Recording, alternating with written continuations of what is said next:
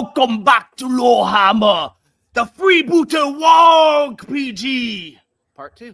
Hey, welcome to Lorehammer. Your host, Mark.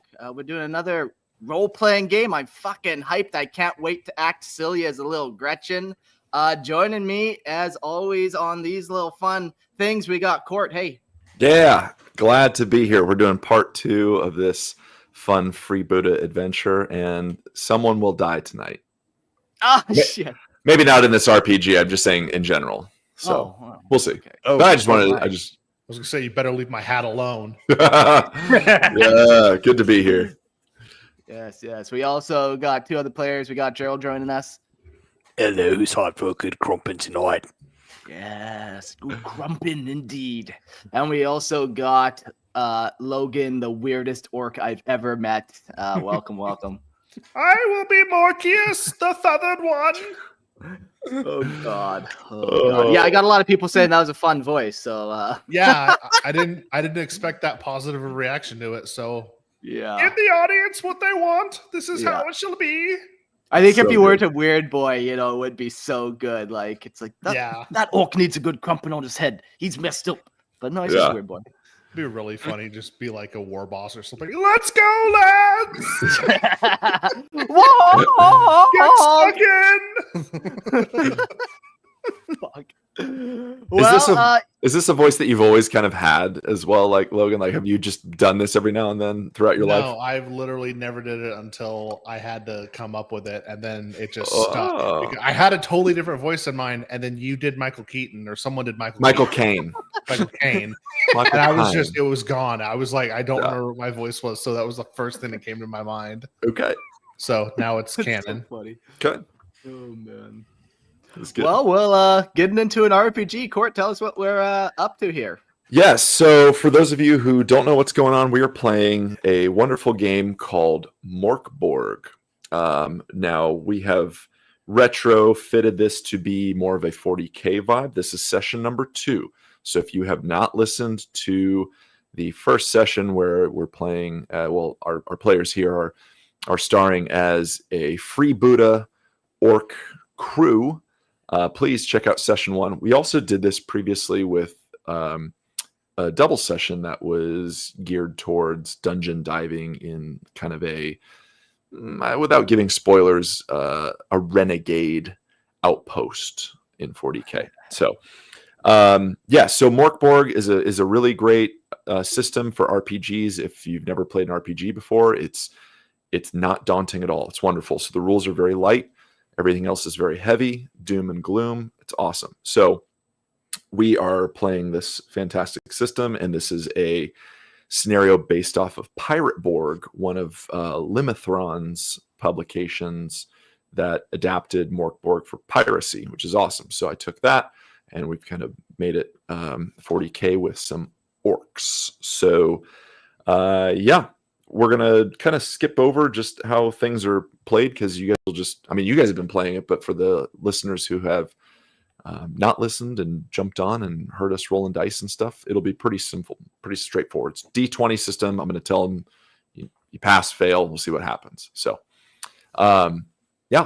and we are on session 2 tonight. So I would doubt you guys finish up the adventure on this night. I think if I do this correctly, you'll probably have one after this, and then that will be it. If I do this, that's why I wanted to jump twice, so that I can get to the next thing and then get to the next thing. Okay. So, then in that, so why don't we go through, and then Logan, why don't you just start us off, and we're going to do some character recaps, some character reintroductions, who you are, what kind of orc you're playing, what you have on your person, and maybe give us a little bit of like your special abilities and your current HP, because you guys did get knocked a little bit, and we're going to, after you do your character reintroductions, we will do a story so far recap. So take it away, Logan. So I am Morkius, the feathered one. I am the weirdest of the weird boys with my mighty at. It is a beautiful oomy bird they call a peacock. It speaks to me, but no one hears him. I am currently in possession of 2 teef that I took from our captain, and I have 3 health. My skills are to jump, where I can just teleport. I'm wearing leather plate and fur, and I have a staff that I can cast fireball with. It doesn't say that, but I'm calling it fireball. And you'll find that we just kind of roll with the punches here. Like, I think I maybe should have mentioned, like, this is not very serious 40K in this, and this is just going to be a fun, flavorful ride. So that was perfect. Thank you, Logan. I'm also a weird boy. I'm allowed to be extra in this. Yes. In and out of game. True. Yes. Logan and I are in a spearhead campaign for Age of Sigmar. We're in that together, and it's been quite fun. But last week that we played, we do this thing. We talked about it quite a few times, but like on a nat 20. So like on a nat 20, you have to, and if it hits and it lands on that 20, you have to do it. There was like 3 attempts made from me to get Logan to ooh-woo every time he like had a 6, like I rolled a 6, and it just didn't happen. But I'm gonna get him this time. So yeah. Well, the funny thing was, the first time he tried, I rolled over and I just moved to the 20 and went, "Oh no, I guess this is my life now." Guess I got to do it. Yeah, but they said it didn't count. No. Anyways, yeah. So let's go to Gerald then. Gerald, give us a little bit of an overview again of your character and what's going on with Captain Graf Mangler. All right, I'm Captain Graf Mangler. I used to be a pain boy under the Goths clan, and so I did one too many head transplants that gone bad with my war boss. So now I'm a flash git. I am for hire for a bunch of teeth and a chance to experiment on the loot. Now that my captain's died, I took over in his place. I took his hat, and I took his leg because I lost mine in the crash. I'm now down to 4 out of 6 health. And my gear is... I got metal scraps and plate for armor, got a nice snaz gun, a chopper, and then for gear, I got stuff left over from my days as a pain boy. I got a nice little beard squig, surgically grafted to my chin. I got the buzzer, which is a massive bone saw that I use to chop up some tinnies. And then I got a third piece that will be revealed later tonight. Very nice. Good. Yeah. So we'll get into the recap in a bit, but in our first session, you were not Captain Graf Mangler. So you have since been promoted, which is very cool. Yes. Well deserved. Yes. And for those who have not heard the previous Morkborg adventure, the first one we did, Gerald had a lovely counterpart skull that we had Leonard, right? Leonard was Gerald's counterpart. Yep. There he is, for those of you that can watch. I call the skull Leonard. Lovely. And maybe Leonard will make another appearance, a little cameo. I don't know. We'll see. I'll keep him off to the side just in case. Okay, cool. All right. And then let's go into Marcius. My name is Grubbins, and behind every good war boss is an even better grot, and that's me. Yeah, Grubbins is just a feral grot. He's been hurt one too many times to remember. He's got some cool gear, such as a telescope that he looks at all types of things. He just took it from the captain, so he's quite happy about his little shiny periscope. Yes. He has some powers and abilities. I'll be using them right away. You'll see. It's going to be nice. But that's him. He's just a little grot boy. He's looking to, he found his new captain. He's just looking to make him the best he can be. Yeah. Cool. Good. And while we're on you, Mark, do you want to do the pluggy stuff and show things? And then we'll just you can go check out our Patreon and support the show. Go to Lorehammer Patreon, all that kind of fun stuff. There's ad-free versions, all that stuff. I think let's just get into it now. Cool. Awesome. Great. So, yes, little recap.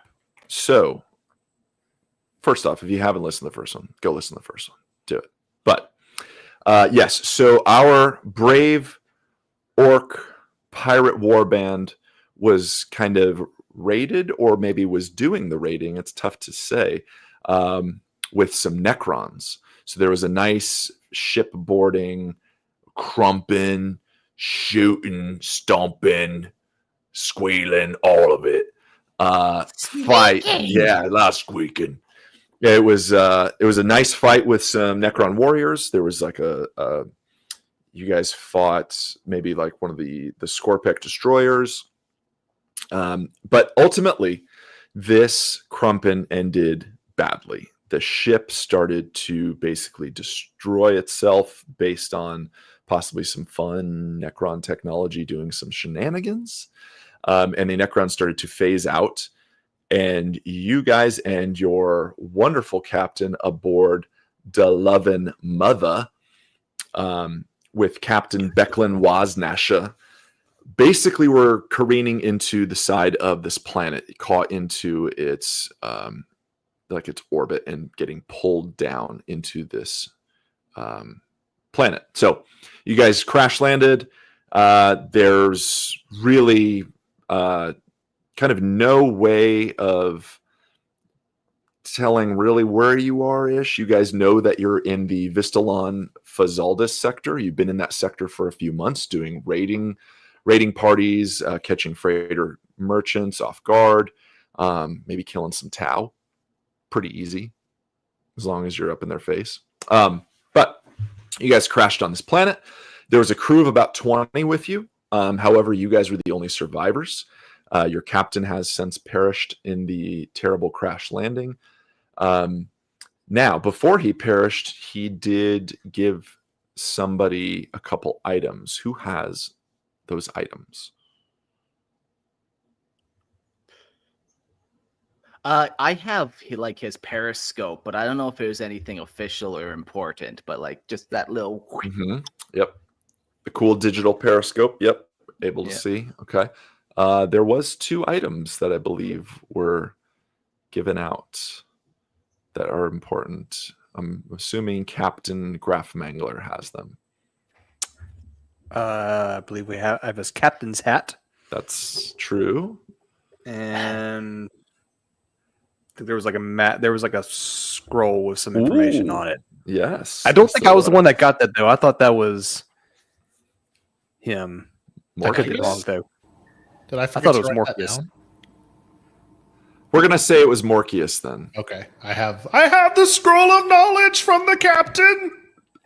If that's what you think it is, but yes, it is in fact basically a translucent, almost digital scroll, and it seems to have some sort of points marked on it, lights. You guys haven't really inspected it completely yet, but there was also one other key piece that was very mysterious that I'm not sure if you remember. I'll give you a hint. I'm pointing at my head. Oh, I didn't write that down. No, okay. Did he take the top of his head for his own? There was what appears to be like a piece of a skull. You guys remember that? Oh, there we go. There we go. Okay. Yes. We're dumb. Yes. So there was a data scroll that you guys got, a series of numbers and symbols. It was like it was a data scroll. We're just going to say that. But there was also a broken piece of some sort of unknown skull. It's very hard to see kind of where, what species this is and whatnot, but there are definitely some interesting runes carved on it. So, yes. So you guys made planetfall. You are on this kind of desert planet, very rocky terrain, lots of cracks and caverns kind of strewn across this planet. And there's large boulders, and gripping these boulders is like long twisted vines, thorny vines, like kind of roots, like trying to grab these boulders and these rocks.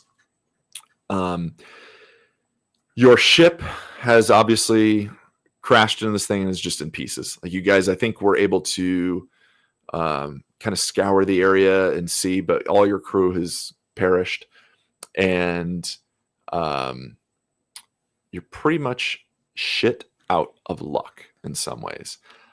But you did see that there is a summit. So kind of leading through the rocky crags and kind of small little valleys, there is a tall pinnacle that comes up before you. And you guys have kind of decided to weather the maybe storm that's coming in. The wind's blowing, the dust is going. And go see the top of the summit and maybe get a clearer view of where you're at. So upon passing these, kind of this area, you did notice that there are various 2-meter wide scaly sand pits, as it were. They seem to shift a little bit in kind of the sand that's covering the top. And you heard chittering. I believe there was some tapping, I think. Some tapping. Can I do a perception check to see if me or my hat know what that could be? Sure. Yeah, give me a presence roll. So this is going to be a reminder for those who are listening, a D20 roll, and he's got to hit or beat his presence. I got a 16. Okay, so we needed a 12. 18. I got 18. Wow. So you have a +2 presence. That's really good. Yeah. So as you guys are making your way towards this far off summit, so you can kind of gather it's going to take you a couple hours to get up this hill, rocky crag. It's not like climbing it completely, but you got to make your way off in the distance. Yeah, you hear some kind of skittering and the shifting of sand, and you can gather that there is something kind of lurking just underneath these pits. You're not sure what. It could be food. Could be, I don't know, some sort of creature. All right. Could be nothing. I have to tell my captain. Captain! Yes, Morkies. My hat senses there's something delicious or dangerous in these sands. Can I roll a presence check as well to verify? Yeah, you're gonna stare at these, or what are you kind of doing? Looking at the hat's eyes. Is Grubbin still on my shoulder? Yeah, I like to think that I'm on your shoulder, just we're walking and I'm massaging you. Like, He's the biggest and the greenest, boss. Oi, Grubbins. You got the little periscope top thing from the old captain, right? Oh, right here, boss, right here. I'm gonna hand it to him. Very clumsily, kind of falls out of my hands. Catch it, give it to him. I catch it. I put it in wrong side to my eye. No, boss, here, let me. Flip it for Okay. him. You're the biggest and the meanest, boss. Oh, thank you, Grubbins. Okay. Presence check. Yeah. 17 plus 1, so I got 18. Dang, high rolls, gentlemen. Good job. This is going to go well for combat later. You're getting them all out now. Start strong, boys. It's only going to go downhill from here. So it takes you a moment to kind of adjust, essentially. But as you look through this, it's kind of a red tint, and you can see numbers on the side as you read through this like telescope, and you can kind of gather that it's giving you distances. So it gives you various like distances from what you can see through this periscope. It gives you like points and markers as well. There's no real like identification. It's not like, don't think of Terminator 2 where it's like scanning things and determining origins and stuff, but it's more just like giving a distance and able to like the more you kind of turn and play with it, you feel that there's like a click and it shudders. I think this thing takes funny pictures. Yes, you definitely get the idea that it's storing data as you do that. And you can see, like, tell me kind of how you're looking through this telescope and what you're trying to study. I'm trying to study the shifting sand thing that Morkius is telling me there might be something delicious or dangerous. Either way, it sounds fun. So Cool. Yeah, so True. if you're to look at one of them as you guys kind of like walk, it really zooms in. Like you're able to see that the outer edges just seem to be kind of meshed in with the dry, cracked earth, almost kind of blend in with what looks to be this kind of scaly outline. And then sand just seems every now and then just to kind of like sink and form over. Just a little bit. They are about 6 to 7 feet wide. So they're about 2 meters wide. And they're scattered. I mean, they're not clumped together. I would say you probably see about 3 to 4 so far. it's like 3 to 4 holes. Yeah, just over kind of these in your bits. yeah. And as you guys walk up and kind of get closer to the base of this, maybe it's been 5 to 6. Okay. Mhm. And then, But the take note of noises have stopped. The noises have stopped. Okay. I take note of that. Then I turn and look at the summit. Yep. It's calculating distances. You're kind of getting the hang of this at this point. And you're able to see that basically would be about an hour and a half hike up this summit here. From what you can see too, it's not like some small pinnacle. It's not like it's not anything that would be a small plateau. It's quite large. Like you could get a pretty good scope of the surveying land in the area. There's no vegetation.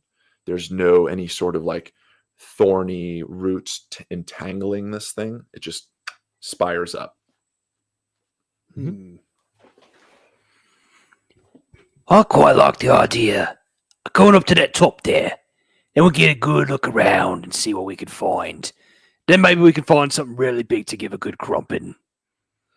I collapse the periscope, hand it back to Grubbins. Yes, boss. That's a great idea, boss. You're so clever. Most clever boss.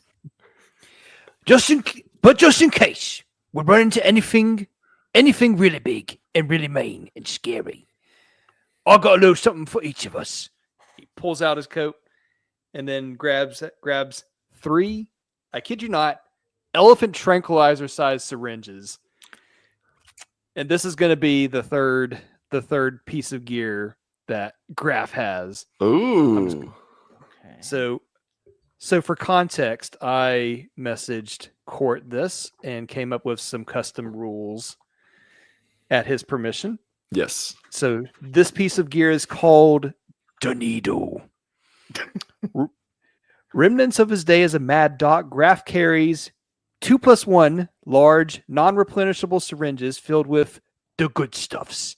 and for the sake of Morkius and his they glow green. Merely inject syringe into body for immediate results. And here's the rules for it. It's D14 difficulty. A successful roll results in +1 to any random stat at DM's discretion. A nat 20 roll results in +1 to all stats for duration of session.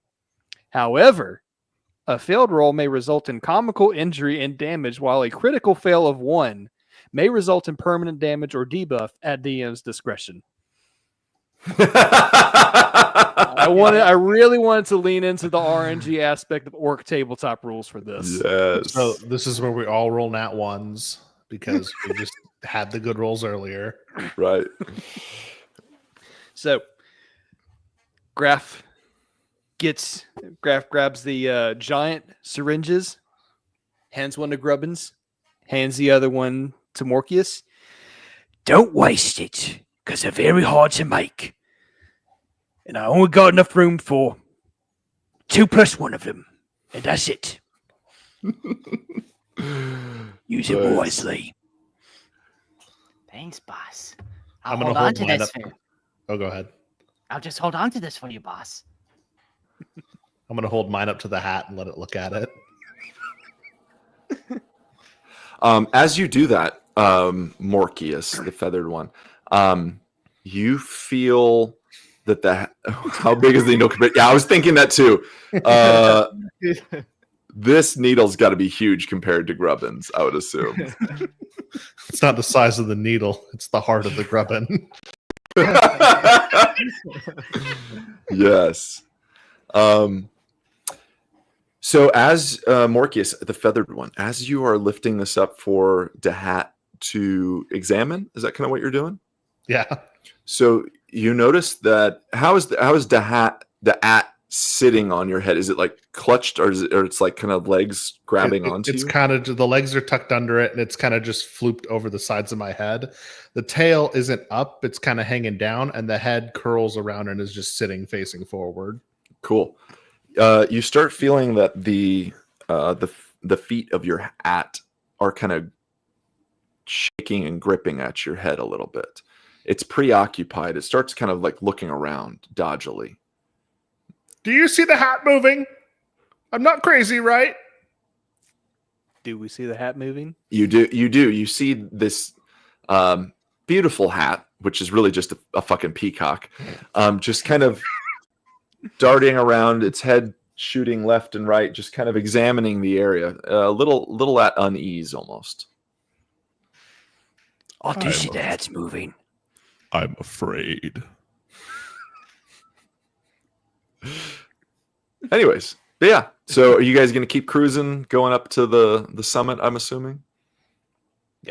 Cool. Very skittish hat, yes. Yeah. Cool. Yep. We're going to just kind of jump forward a little bit. You guys make your way up. There's some climbing, not much, but it's really just more of a kind of a big hike. It's almost like a bit of a reprieve for you to use your muscles and kind of get up there and be a little more physical, because you're starting to feel the, like, not necessarily boredom, but like you're getting a little antsy. There's a little bit of antsiness in the air, and like you come on, what's going on? We got to get something going. A little bit of that weird kind of energy and like the need to get something done is kind of amongst you guys. I mean, shit, your ship's gone and you're kind of an SOL position. So, yeah, you guys make it all the way up to the top, and you guys kind of walk over to this kind of this cliff face now, and you're able to see across this desert reddish dirt land, lots of like crags and little valleys and things, and everywhere is just these boulders, kind of gripped by these large rooted vines that are thorny. You can see that the sun, which is kind of like a muted red, seems to be going down on the horizon to your guys' right. So, you not knowing this planet, you're not really sure how much longer you have until dark, but it's clearly going to be happening at some point in the short future. But yeah, you guys are on top, kind of surveying the land, and give me an idea of kind of what you're looking for and what you're doing. I'm looking for the things that are under the sand to see if they come out at night. From where you're at, I mean, you're not really able to see them Okay. that high. Yeah. Then you can kind of tell where they were, but they're only about 6 to maybe 8 feet wide. And from the height that you guys are at, which is hundreds and hundreds of feet, you wouldn't really be able to kind of like see detail that far down. Gotcha. Then I'm just looking around. Mm-hmm.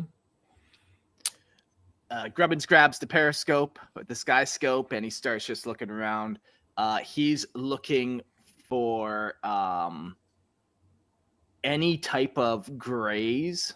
You know, if it's a red desert, he's looking for any splotches of color that is not red. Any grays, like he doesn't know anything. He just knows anything different is going to be good, and then he's going to hand it off to the boss man. So cool. Give me a presence check then, please, Grubbins. Okay. So I got a 0 on my presence, and I just rolled a One. Okay.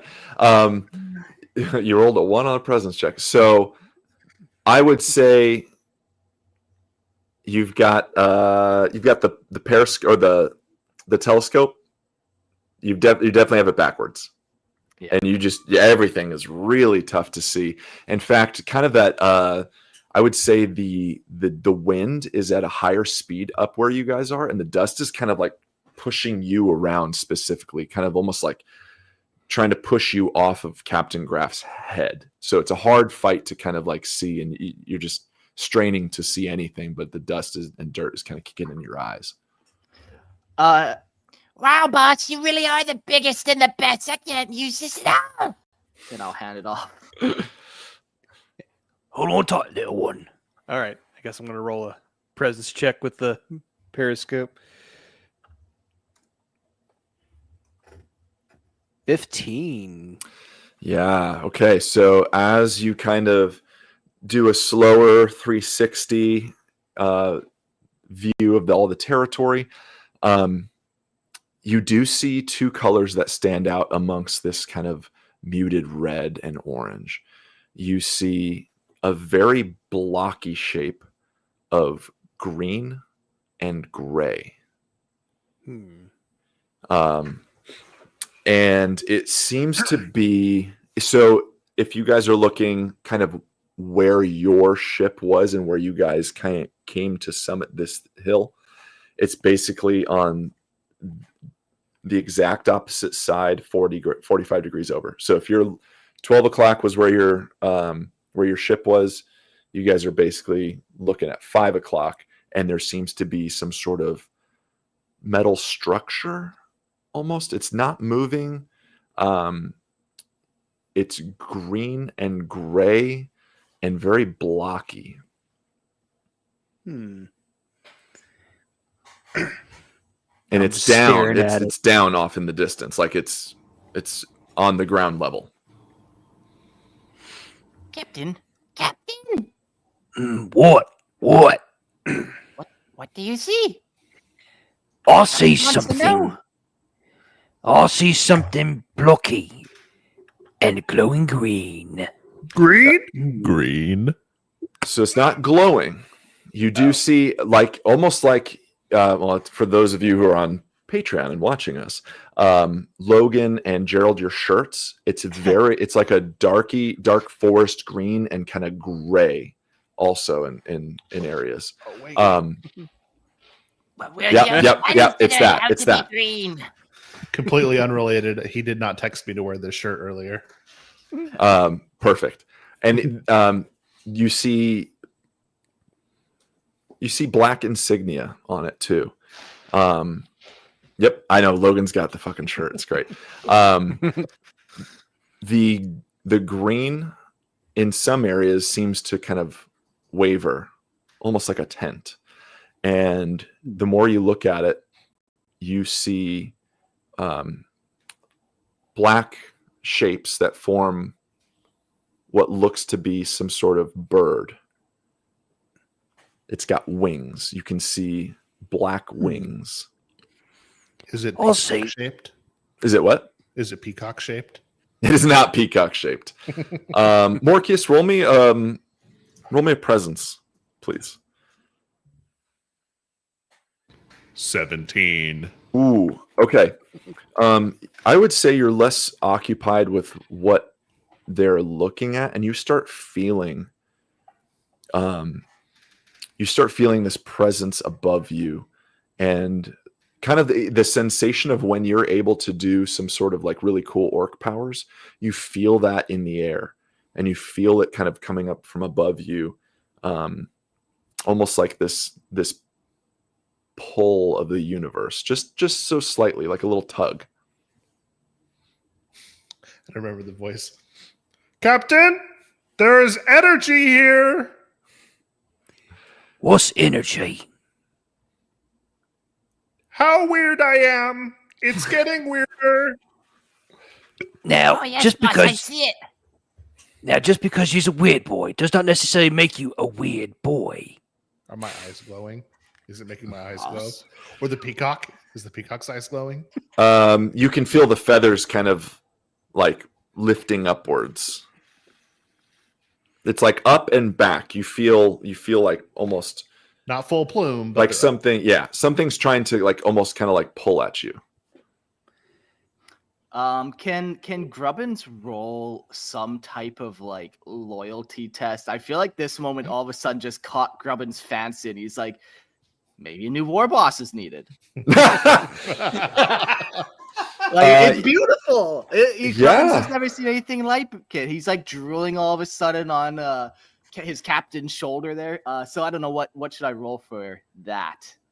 Man, I would say. I know we're doing a lot of presence here. Give me presence roll followed by strength. All right, so I rolled a 17 and oh my gosh, 12 minus 2, so a 10. So 17 and 10. Okay, yeah, I would say you're feeling a little conflicted. Okay, You're feeling a little conflicted. You definitely see the brute force from Captain Graf. Like you see his possible leadership skills, but you feel that Morkius has like a calling to him. Yeah, something there. But yeah, Morkius, I saw you were kind of like looking up. Is like, what's your character doing? I'm looking for the source of the energy. I was stuck in it. I had to finish the sentence. Yeah. You look up. And you're able to see like a blinking light. And it looks like possible star, possible like some sort of ship, something, but it's far off in the distance. And with the sun going down, it's almost becoming a little bit more prominent, and you feel called to it. What color is it? It's just like a twinkle, like a golden twinkle. There! The twinkle! Yeah, you feel that there is purpose there. You're not really sure what it is, but you feel that might be tied to that energy of like, let's get something done. And that something is maybe go wherever that is. Captain, we must go to the twinkle. The shiny. Are you gonna sprout wings and fly or something? The twinkle's up there. Wow. Use the grot to build a new ship, and we go to the twinkle. Oh, no. Grubbins isn't that kind of grot. Grubbins is more of that kind of... Well, he's not that kind of grot. No. I believe in you, Grubbins. You can do this. I believe in you. Is he a flying grot? He's going to be You when you we're won't done find with out, Morky. You won't find out, Morkius. Yeah, give me a toss. Graf picks up Grubbins is Grubbins. nervous. Oh my god! Hang on. Did you just fucking launch Grubbins off a cliff? Yes. I'm gonna pause for a moment and take note of what. Take note. Nemo Forever in the chat has highlighted the quote of the night so far, and I want to make it like a T-shirt at some point. And it's what you said. It's I'm not that kind of grot. Like I just think that at some point that needs to be a shirt. You have to read It's the so next good. comment too, though. Well, Okay. apparently now I'm not any kind of grot. Oh my god. He kicked the host off the show by yeeting him off a cliff. Okay. Wait. I think he has to roll a strength check. He's see gonna how roll a far he's strength progressed. check. Yes, he is. To do that. Yes. I was about to roll a strength check. Yep, roll a strength for me. Oh man. It's a 1. Is it a 1? Okay.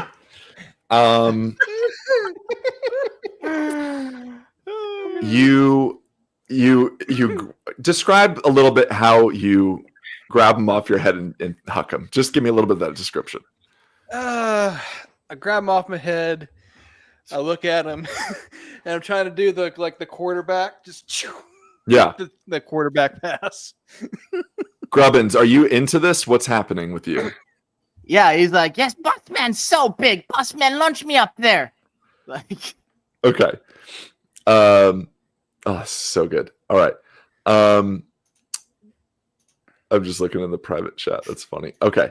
So, yeah, you huck him, but as you do, because you rolled a 3, you kind of like take a couple steps and slip a little bit, and you definitely huck him. But this is a pretty sizable plateau. It's not anything small, and you throw him up towards that blinking star, and he makes it a decent way high enough, but he's starting to come down.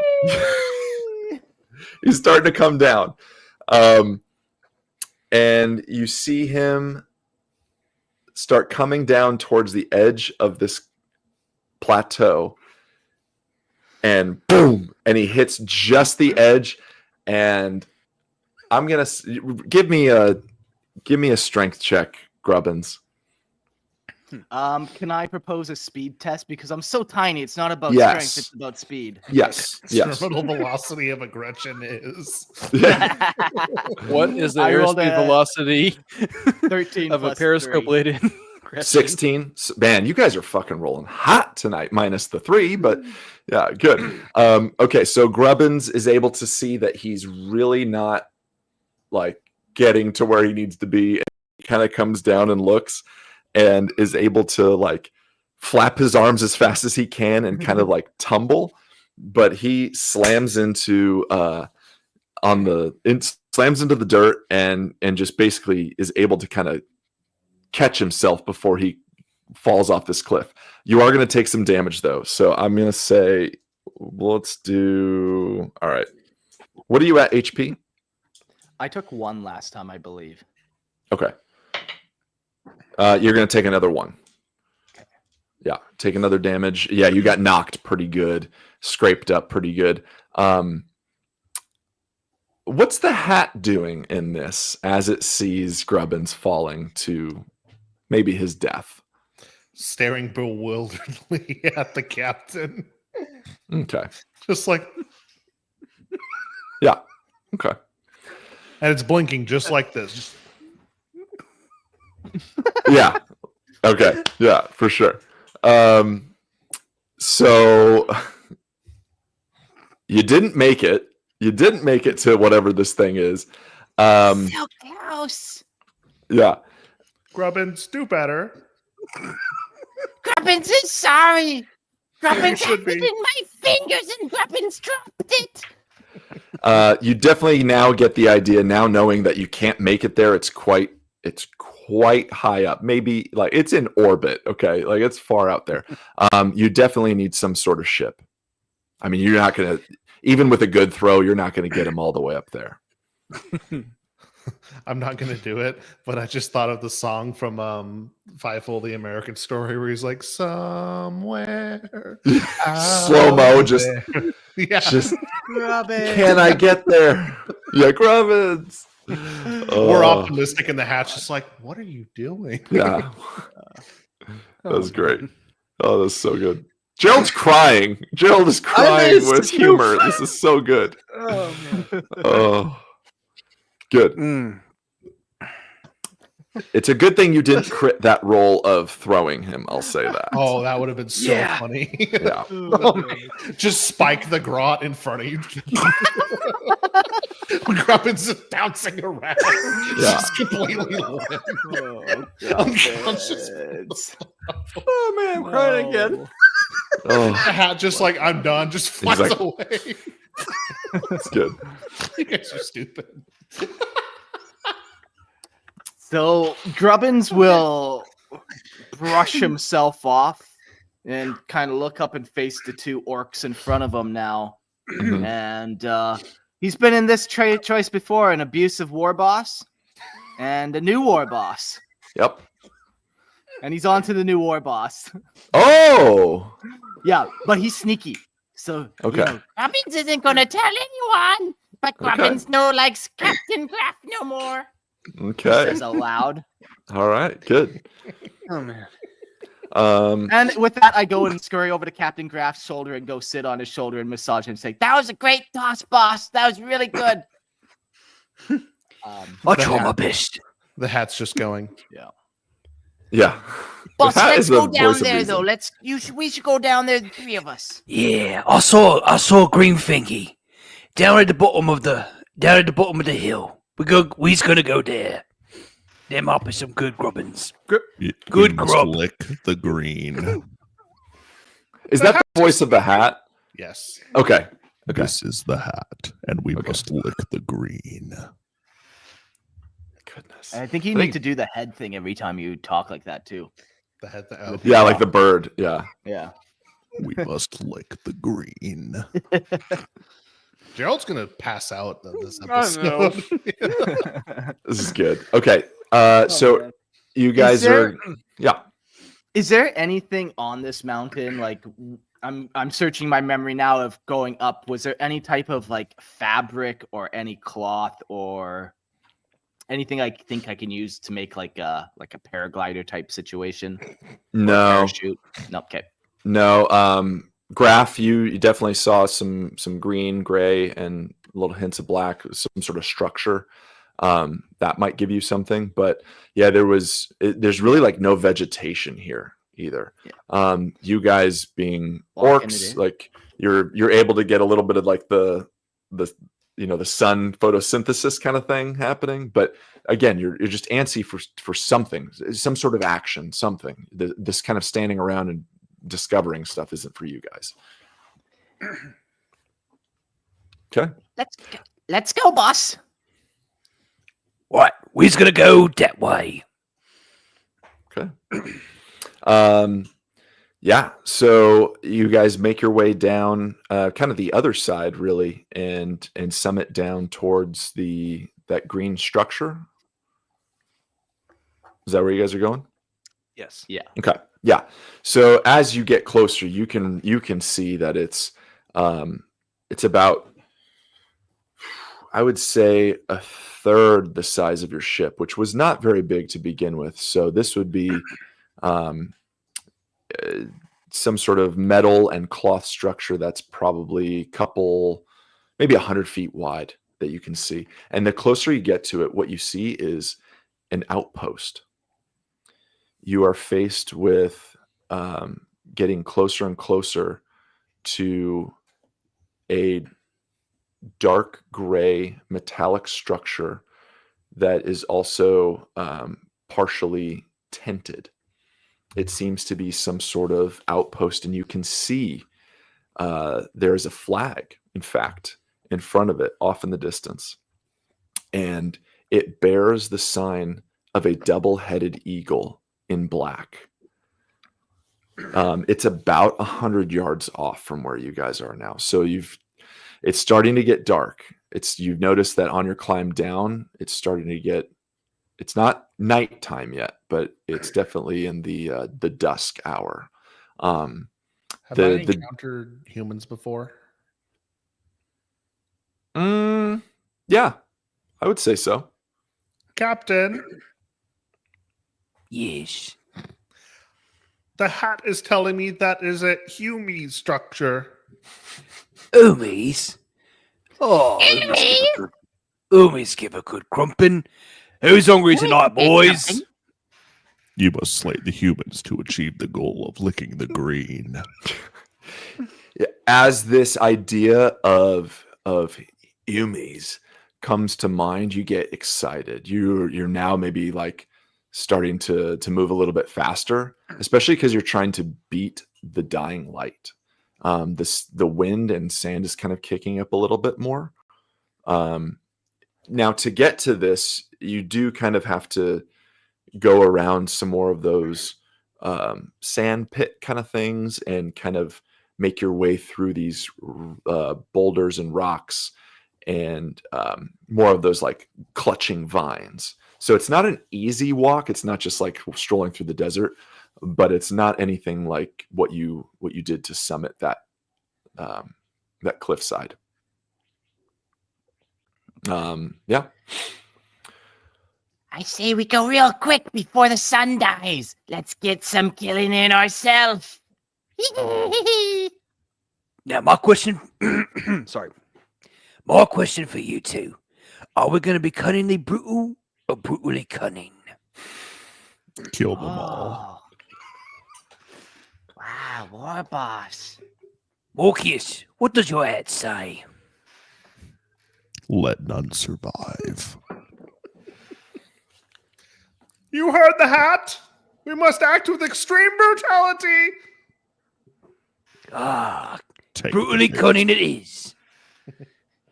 All right. Yeah, so you guys are you kind of like starting to run, or what's I going think on so. here? I think we've just built some momentum between the three of us. Like, yeah. All right, Captain Grubbins, Wah! we ready for a war, boys? Hold on, Grubbins. Whoa! All right. Yeah, you guys are hucking now, just paying no attention to your surroundings, just straight to this encampment. Just let's get some fucking crumping in. And you get closer and closer, and you start seeing that this structure, again, is not massive, but you can definitely see that there is some sort of encampment. And as you guys get to the point of like, we're going to swing in, get in that area, and I don't know what's going to happen, but we're going to start swinging and shooting or whatever it is. One single thought crosses your mind. Why haven't they heard you? You guys are screaming at the top of your lungs. You're orcs. You are stomping and running, and nothing has come to meet you. Nothing. It's desolate. And as you guys reach the perimeter of this, which kind of opens up, so you're kind of going through these, boulders and whatnot and clearing, it opens up a little bit, and there's no one, no sound. You see this outpost, metal, gray and green structure, green tinted, hanging over, kind of like what you could imagine, some sort of desert dwelling encampment. A single flag raised high with the black double-headed eagle. And you guys almost run and slide in and there's nothing. Disappointing! What? I jump off where's- the shoulder and just smash the nearest box. Yeah. Where's Umi's at? Yeah, so Check against the box. no, Grubbins, It does not break. yeah, Grubbins, you throw this thing down and you notice there's a decent sized trail of blood leading away from this encampment. So there's, as you guys kind of look, there's the metal structure, like a big, massive storage crate, as it were, and then a green overhang of tent posted into the ground, and there's a metal door. So you guys are outside, essentially, and then there's the flagpole out there. There are some crates and things just kind of scattered around, but you see leading from the door out past the flagpole, past kind of this clearing of this area, turning a corner, you see this trail of blood. Boss man, look, a trail of fun. Let's follow it. Ooh. All right, maybe the Umis are this way. Let's go, lads. Wait, boss man, before we go, can we rip that pole down, boss man? Sure, go ahead, little one. I try. There's no way. You're climbing up it, kind of like trying to yank it off. Yeah. Give me a fucking strength test. Let's see. Yeah. The -2 is not nice, but I rolled a 16 total. Okay. You're swinging from this Imperial Aquila flag and you swing and you swing and you feel it start to tear, and you just you pull down with your weight and it rips, and you kind of get entangled in it as it falls down, and boom, you hit the ground. It's not super high up. It's like 20 feet, and this, you're now laying on the ground, wrapped in an Imperial flag. Bossman, did you see Bossman? Oh, I saw that there one. Bossman, can I have it? I pick up the swaddling, the swaddling Gretchen. I am compelled to just kind of cradle him for a second, and then I'll just I untangle him, and then I set him back down. You can have it then. Yes, thank you, Bossman. Let's go now. Follow the red. Okay. Well, when we're following, I just quickly kind of fashion a nice little cape for myself, a nice little party poncho type device out of the flag. Yep. You are now fucking wearing the Imperium flag as a cape. Yeah. Hell yeah. So you guys are, upon not seeing anybody and just seeing that the crumpins already happened here, whatever happened, anger and almost this energetic fury starts to kind of like fill you guys a little bit. You're pretty fucking frustrated at this point. The crumpin happened without us. I'm getting quite mad. Boss, you might have to crump me soon. Nah, you're fun to keep around, little one. I ain't gonna crump you just yet. Insert, I'm not that kind of grot here.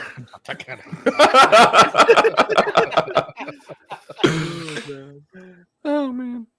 But, so are you guys following the trail kind of out of the encampment area? Okay.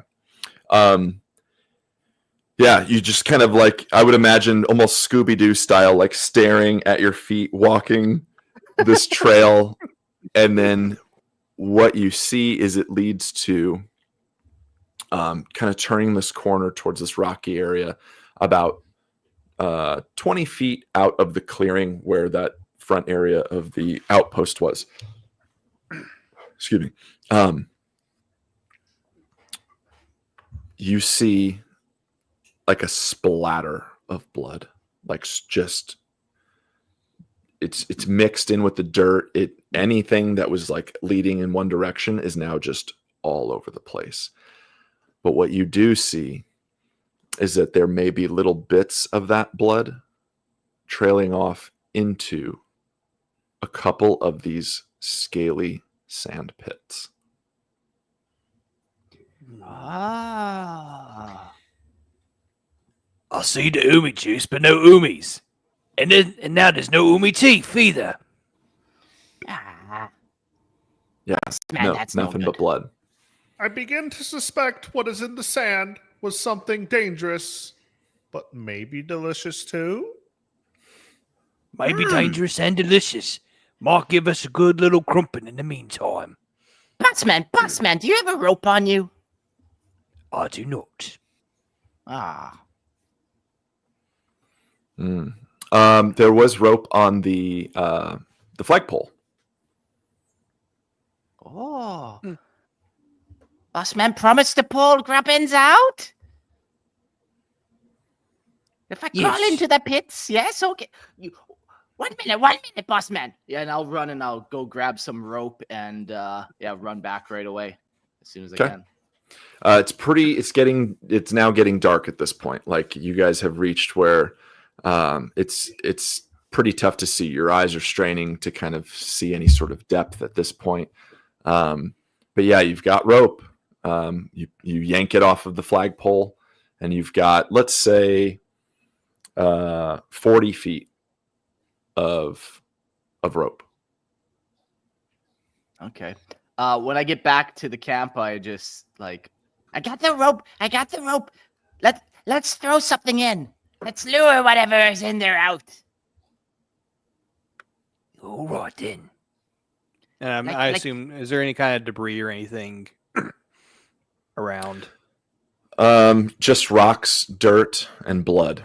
I mean, back at kind of the 20 feet behind you guys, the encampment, there was scattered crates and the tent and the doorway leading into the outpost.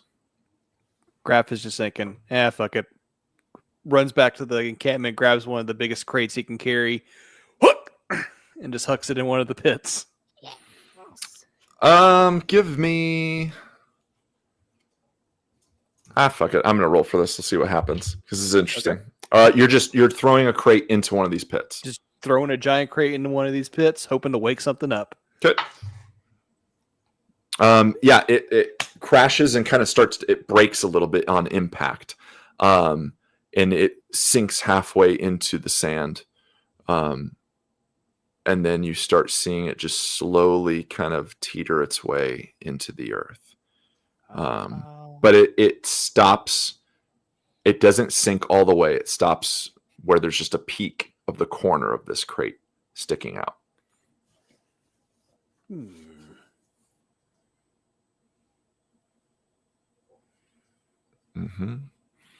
At this point, it's dark. I'm gonna try to blow up the crate with my phone. It feels appropriate. It'll make light too. Okay. Hang on, where's my thing? I shall light the way! It's getting a little dark Do I out add here, my, so that's a good plan. Do I add my presence to this roll? Yes. Okay, well, 18. Jeez, you guys. My goodness. Yes. So tell me how you're kind of summoning this fireball from your staff. Very dramatically, I'm going to swing the staff around like this, point it straight up at the sky so it glows, and then just point it down at the thing and launch the fireball. Yep, 100%. Your eyes almost glow with this green energy as you're doing it. The your peacock, its feathers and wings kind of fly up a little bit. Yeah, and boom, from this metal kind of makeshift staff. It's just a staff. I never really described it, but I think wood. I think I'm a classic weird boy. You're a classic weird boy. Okay, yeah. From this, wood. It just emits a ball of fire and shoots, and it engulfs the corner of this wooden crate and starts burning. Part of the ground you noticed is kind of singed and smoldering. The scaly parts doesn't affect any sort of dirt or rock or debris around it. But yeah, it doesn't blow up, but it definitely catches fire. And in that fireball, that kind of igniting light, Wow!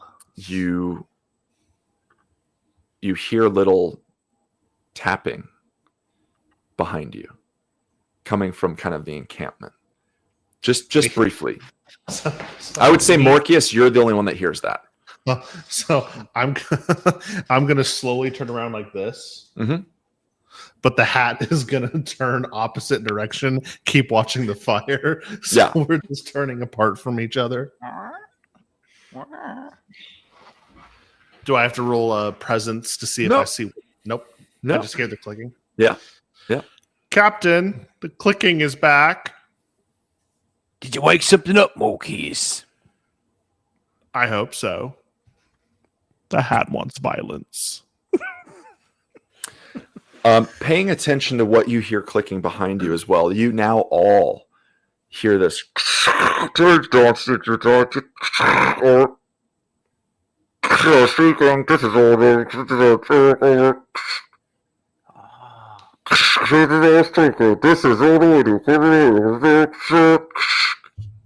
And then it goes dead. That's the sound a good looting makes, boss. We found them. Sounds like we got a few homies after all, boys. So you hear it coming from the outpost. Let's go back and crump them. Who's ready for a good crumping tonight? So what are you guys going to do? Crump. Yeah, we'll head back, and I think we've already decided our plan of brutally cutting and just run in there, eh? All right, here it is. We've got the vibe, the passion's there. We've already seen some fire. You can feel it. You can feel This it. is the time, boss man. All right. Once again, time for a good crumpin', lads. Can I get a one in the chat? Wah! All right. Charge. Yeah, you guys are hoofing it, and then so this metal door that is just the front of this outpost is closed. Are you guys just gonna try and fucking barrel through this thing? I bet Fireball will open it. Okay. And as you guys get closer, again, you're just people are fucking. This is all about it. And it grows from within. It is a 15 on this Fireball. Okay. Are you in front then? I'm assuming. Apparently. Because otherwise, you're going to light somebody's ass on fire. It was behind me, so yes, I assumed it would Yes. all turn. Yes. I'm in the front, blasting ahead with fireballs. Okay. Boom. Fireball hits the door.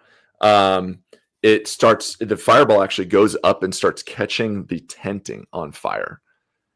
Excellent. So all the canvas is now starting to catch and on flame. You can see that it starts pushing the door in a little bit as you cast this. It hits it with an impact. Grubbins, are you just kind of like hanging on for the ride? Yeah, typically that's where I'll be unless otherwise stated, I think, on Cool. Captain Graff's shoulder. Okay. Captain Graff, what are you doing? I am just charging in. Got my snaz gun in one hand, my chopper in the other. Just All right. at the top of my lungs. Cool. Yeah, you guys burst through this door. Everybody give me a strength check. Grubbins, give me speed. I got an 2 18. plus 1, so I got 3. Ooh. Oh. I'm not doing too good with these strength rolls. 14. Okay. Man, so here's what's going to happen. Morkius, you kind of hit the door and start shoving it. Captain Graff Mangler and Grubbins, you're going to slam into him, and the door is going to fly off the fucking hinges and just careen across. You guys all kind of stumble in, basically just burst through this door. The door flies through the room that you can see just for a split moment had lights and kind of screens and whatnot, that now you hear the crashing of the door hit metal on metal, and this this is on the and then it crashes through this sort of comm system, and everything shuts down.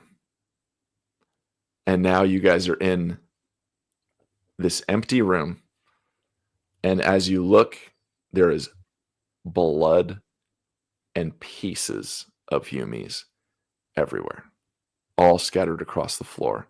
There is a comm system. There's one single light above in this large structure, quite big light. But the comm system has been destroyed. You guys see there are just small little bits of shreds of Yumis and blood that once again leads out to where you guys were. There are some crates and things, and what you can see is maybe like a small cage. The hat utters in disappointment. We missed the fun. There's some real work done in here. The Some crumpin' happened without us again. War I'm getting boss. mad. That's twice now, War Boss. War Boss, how do we get Humies here? They must be coming and looking for more Humies. How? How do we get more? Let me think on that for a second. An explosion. Explosions always work. We can lure them in with a big explosion. They'll see it from the light in the sky. You threw me right up there, boss man. I seen it. I was right there. The Mangler gets an idea. Morkius, how big of a fireball can you make? The biggest. And the brightest. Then we's gonna hype up Morkius, and he's gonna make the biggest, the baddest fireball this outpost has ever seen. He can do the biggest fireball ever. So tell me what you're doing first. Are you gonna just destroy this room that you're in? I didn't ask how big the room was. I said I'm casting fireball. Okay. All right. Do I get any pluses for them hyping me up and we as orcs believe it'll be big? If you guys each want to spend one of your favors, I will give you a +2 for each spent on this roll. We absolutely should do that because this is going to be really funny. Yeah, Grubbins has been praying this whole time. Okay. So if everyone has spent a point, I am at a grand total of 24. Ooh, Wow. Okay. yeah, that'll. Even if, and I'll ask Gerald once he hops back on, but even if he doesn't spend it, like you're going to hit hard. So I'll ask if he does want to spend it though, and we'll see. But the energy around the room begins to swirl. Your eyes glow this green, and you can feel this massive pull towards the center of the room where you're at, and the staff ignites and shoots out a giant fireball straight up towards the ceiling. And oh, Gerald, you're back. Okay. Do you want to spend a Yes. okay. I heard Okay. it. Okay. Cool. Yes. You shoot a fireball that starts engulfing the ceiling, but also breaks through the top of this metal structure, like eviscerates this metal and shoots straight upwards. It is a sight to behold. It is wonderful. Your sense of unity in this group is now starting to kind of take shape, and you see that there is power in what you guys can do.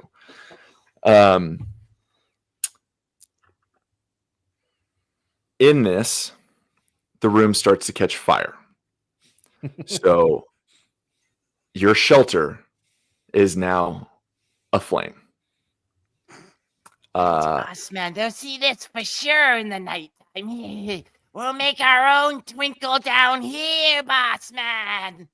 It'll serve as a warning and a challenge to all who dare oppose us and my at. We's making a big twinkle tonight, boys. We're gonna invite the homies and challenge them to a good grumping. Or whatever comes our way, we's gonna eat good tonight. Are you guys leaving the burning building? No, we're reveling it for just a moment longer. You know, I imagine something almost falls and hits one of us before we finally get out. You know? Yeah, it's kind of just like we're caught in the glow of the flames. Mm-hmm. But yeah, as soon as one thing falls, and then I'll get out of there. Cool. Yeah, it's a massive structure fire. I mean, this thing is burning high and brightly, and there's almost like a glow of slight green Morkius that you can see. You feel that there's like a weird energy, which is good. You guys are standing outside though. There's some crates and things, and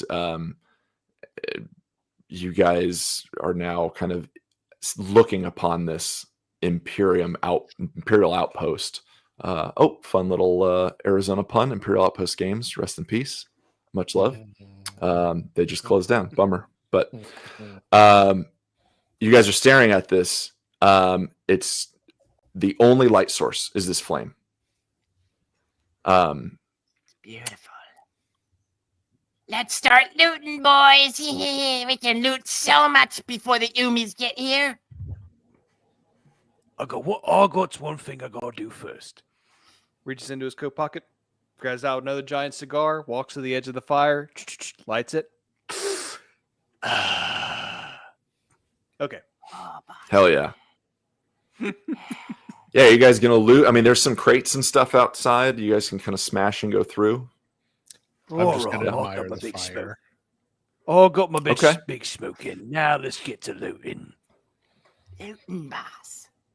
Okay, yeah. As you guys kind of go for it. Grubbins, do you have something specific?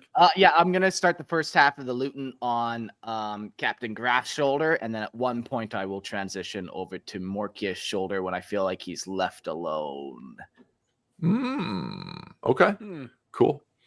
Yeah. And then so Morkius, you're just admiring the flame. Yeah. Okay. And then Sorry, I'm muted. Yeah, I'm Yeah, you're good. admiring my work. okay. And Captain Graff, you're looting. Is that correct? Oh yeah. Cool. Yep. So I would say Grubbins, you find a pretty decent knife. Compared to orc size, I would say that's not a knife. But for humies, pretty good hunting knife. It's small for an orc. For you, however, it's pretty good. I would say this is almost like it's not sword like, but it's pretty sizable for you. You can wield this thing. It'll be a hunting knife. It'll deal D2 damage if you have it. Yeah, I'll pick Cool. it up and then like kind of play with it for a second and go to the nearest type of like fancy fabric or like anything colorful. If there's like a piece of wooden board that has been painted purple, I'll like use the fancy knife to pry it off. And as soon as I get a fancy piece of cloth, I'll drop the knife in like, I've got my loot. And I'll attach it to like my belt, this little striped piece of cloth. I'm so stylish now, I'm thinking to myself. Cool. He's got That knife does drip. not come with me though. It has been forgotten. So Oh, okay. Yeah. Cool. And then let's say I would say you guys both find Grubbins and Captain Graff, you both find a couple med kits. So in this, you're able to see some medical kits. They will be single use, but they heal D2 damage as well. So med kit, D2 damage for healing, single use. Write it down. It's all in your equipment now. One thing catches your eye, Captain Graff, and that would be what looks to be some sort of Yumi weapon, like a firearm. It's a bit small for you, but it's essentially a las gun. For you can't even fit your finger in to get the trigger going. But perhaps it could be of use later. Can Grappin's fingers fits in it? Yes, it's pretty big compared to you. It's I would say it's you're 3/4 the size of this thing. It was made for Grappin's, boss, please. And Graff's just kind of fiddling with the las gun. I see many boys shot down by walls of these. It looks useful. It's too small for my fingers. Here you go, Grubbins. That's because you're big and mighty, boss, but I'm tiny and frail. Thank you, boss. Cool. I take the last gun for sure. Sweet. Yep, you've got it. And Morkius, give me a presence check. Oh, 10. Okay. As you guys are looting, Morkius, you're admiring your handiwork. This fire, it seems to continue to grow and reach out. You amongst the flames, you start observing a little bit of this encampment itself, just kind of like staring into the structure and seeing this fire come up. You get the idea that obviously this isn't a permanent building, that it's temporary, that maybe Yumis might be coming back. Maybe after seeing this destruction, they'll send something back. They'll send another crew back. and that might be your crumpin. And excitement fills your heart that you might get this fight finally. And with that brief moment of hope, you find yourself face down in the dirt, slammed to the ground, and you are being dragged behind you. Something has grabbed your leg and is now yanking you, and that the hat is like clamoring to get back on your head, and you feel this tug, and this brute strength is yanking you, dragging you from the ground back towards away from the encampment. You guys, you call out. Yep. You guys look, and you see real quickly that some sort of dark shape is pulling Morkius across the ground. Oi! Where's Morkius going? Something's got him, boss. Get chase him. I just grab my choppa and I just run. Okay. I would say you're pretty close to him, maybe only 10 to 15 feet away. Once you kind of make it there, you can see in the glimmer of this fire the light that's kind of like shining off of objects and things around you guys, the surroundings. What you see is a human-sized but bulky and spindly at the same time, like crustacean, and one of its kind of like massive pincer claws has grabbed Morkius and is scooting him back. They're almost like you can kind of see their insides, like their shell and exoskeletons like translucent. It's like the semi-translucent carapace, slender legs, but its body is big, almost like think spider arachnid like, but like crab at the same time. It sounds like I need to cast everything is fireball crab. again.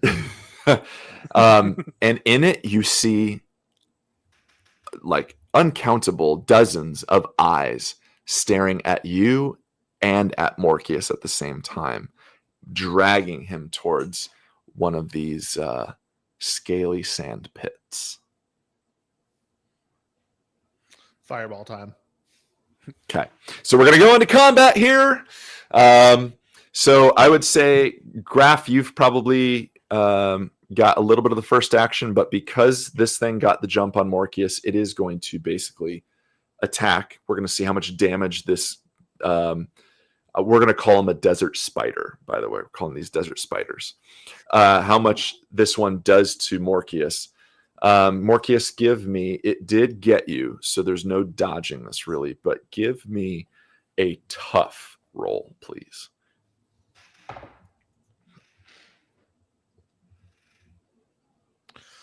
Oh, thank God. The 1 and the 7 are so close to each other that I thought that was a 1, and I was freaking out. But it is a 7. It's a 7? It's a 7. Okay. So this pincer grabs on and kind of crushes through some of your armor, and you feel this burning sensation, burning as it's dragging you. So it's going to do, let's see. What is your armor? 2. Okay. It's going to do 1 damage to you as this thing starts kind of crushing your leg a little bit. It's hurting, but you feel this burning sensation. Yep, 1 damage to you. Super. And then Captain Graf, let's go ahead and give you your kind of first action here. You see this start dragging Morkius away. I just jump and try to just hit him with my choppa. Okay. Yeah. Give me a strength roll. Strength. Ooh. 8. Okay. You hit it, but it's really not enough to kind of break through this shell. You definitely kind of shove it aside a little bit. Yeah. Grubbins. From the top of Graf's shoulder there, I level my fancy new las gun and start just unloading wildly and recklessly in the general vicinity of the crab and of Morpheus. Yep. Give me a presence roll, please. All right, we rolled a 20, natural 20. Wow. Okay. Wow. First nat 20. So a crit, just as a reminder. So on attack, it's going to deal twice the very good. Twice the damage. And it's going to reduce this armor by 1 tier. So you're shooting with a las gun? Yeah. Give me a D6 roll. Oops. Sorry, here it comes. Good. A 2. Okay, give me another one. And the next one is a 3. Okay, you're going to do 5 damage to this, which is good. Yeah, you line up your shot, and you can see Morpheus, the fear in his eyes that you've now started firing. Like las shots just begin raining down on this thing, but it blows off one of its legs. You hit like a joint, and it blows off one of the legs. In fact, it hits the one pincer that's grabbing Morpheus. But that nat 20, that was a rad shot. So yeah. So the pincer's still grabbing onto you, Morpheus, but you're free. And this thing has now started to kind of like slink back and try and retreat. So it's going to try and run away, but Morpheus, I'll give you your turn here. Of course, we're casting Fireball. Mm-hmm. 18. Yeah. Tell me how you go from face down in the ground to shooting this fireball. I'm just going to, like Egyptian mummy style, sit straight up, point the stick, and blast it. Mm-hmm. Cool. Yeah. You blast it. What's the damage? Oh, I need to roll for that, don't I? It is 4. Cool. It's going to take, let's see here. It'll take 2 of that. It'll take 2 of it. It's going to, it's going to hit it, kind of shoot it farther away than where it was. Like the impact is going to push it back. And it's singed for sure. So, am I now able to jump and cut it off from wherever it's trying to run to? Not yet. No. But it is going to try and really run away now. It will. Yeah, it is basically trying to book it back to one of the little sand pit things. Let's go to... Actually, I'm going to roll for this real quick. I think chat's going to like... Oh, my gosh. Oh, God. Okay, I just got a nat 20. Oh, God. Be gentle. Oh, no. Chat, 20 gifted subs and he won't hurt us. So, with this one crawling back, you guys hear 2 more coming from both sides of you. So, Grubbins, kind of one coming your way, and Captain Graff's, you hear this skittering, and you start seeing one of these desert spiders like just trying to launch after you. So each one of you now has a desert spider that's coming after you. I'm going to say this one goes for the one that goes for Grubbins is going to jump off of one of the crates and try and just land right on top of you and consume you. So let's see. Give me a speed check there, Grubbins. I rolled a 16 total. Okay.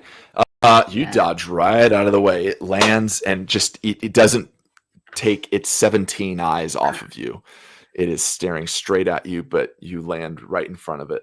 The bastard scuttler! Yes. Yeah, it's close enough to where you can see that it has like 2 mouths, and they're just lined with these small, gnashy little teeth. Side by side mouths. Captain Graf. This one is going to just barrel its way right at you, and it's got 2 pincers lunging straight for you. So give me a speed roll, please. Ooh. I do not have good speed. 17 minus 1, so 16 total. Oh gosh, you guys are doing great. Okay. Yeah. You see it coming, and you're able to basically just kind of dodge and slide out of the way. Almost pretty gracefully, I would say, for an orc of your size with a leg that is not your own and one that is your own originally. But yeah, you're able to kind of sidestep it out of the way. So let's go to Morkius, the feathered one. Yeah, this one's running away from you. It's about 10 feet away now. You've fireballed it. It's trying to kind of get to one of the nearest sand pits and climb inwards. Well, because I am an honest player and the range of my thing is... Oh, it's random. I didn't know that. Well, I guess I've been next to everything I blasted. I'm going to teleport to just in front of it, or try to teleport to just in front of it. Okay. So that I can fireball it again. And we just make it with a 14. All right. Yeah. So you summon this weird energy and you disappear for a moment and reappear right in front of it. I would assume like cutting it off from the way that it's going to the scaly sand pit. Yeah. Boom. You appear right in front of it. But having done so, it's like right at your face. So as I did with the Necron, I will stick my staff right in its mouth. Okay. I'm gonna try to blast it. Give me on this first. Give me strength because you need to hold your ground. This thing's kind of barreling into you now. Ooh. Okay. 11. You hit it. Now give me, but it's gonna kind of knock you over. So give me presence to see if this fireball goes off. 11 again. Okay. So it barrels down. You jab it in its eyes. So it's going to take some damage. I'll roll just a little. Yeah, it's wow. Okay. Yeah, you stab. And you see this like this muck of like red and purple kind of spray across its clear carapace as you jab it in its eyes. It is going to slam into you though. And I'm going to say you're going to take 1 damage as you fall back into the rocks and get pummeled a little bit. It's not, this thing isn't huge, but it's heavy. Yeah. Okay. Do I give you damage for the fireball or did it not go off? It did not go off. It was about to, but you stabbed into the eyes. The mushy part. The mushy part. Yep. Captain Graf, let's go with you. I just point my snaz gun at the at the one that's barreling towards me, and I'm going to do a single shot from my crack shot skill. Okay. All right. 16. 16. Nice. Okay. Yeah.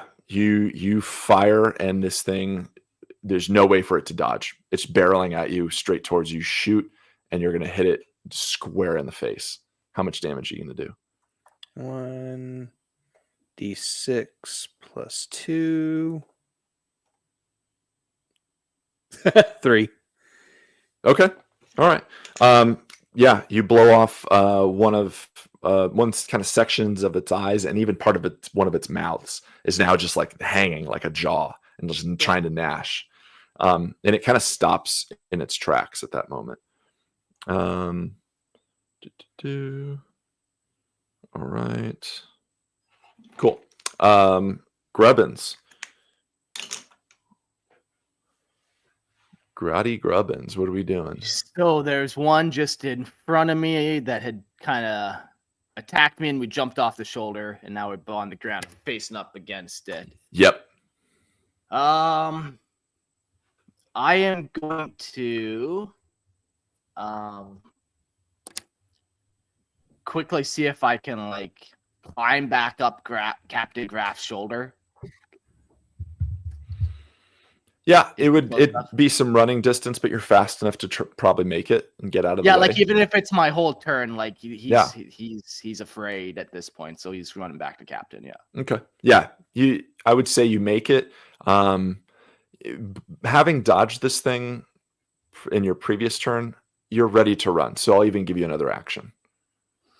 While running, I will just put the last gun behind me, just kind of whatever, just shooting wildly orc style at the thing while I'm running back to the Captain.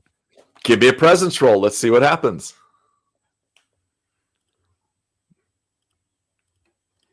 All right, we got a 14. Oh no, sorry. Only 11. Okay. Yeah, you're shooting wildly. You can hear the shots of the las gun like hitting the ground, and you're unsure if this is really just hitting anything of importance at all. In this chaos, the fire that has been raging, the glow of the flame has now died a little bit, but is replaced with this very white light that seems to be coming down a little bit. There's almost like a white glow about the area now, and that's more solid, and it's replacing the orange glow, and you hear this kind of engines coming in. But yeah, it's just off in the distance a little bit, but you hear some sort of craft maybe coming in from above you. Yes. Morkius,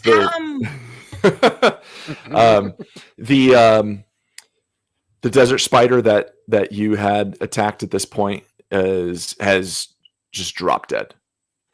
You've done enough to it where it's kind of like fallen and is like it just mangled. I have victory. He's got the Johnny Drama victory. Love it.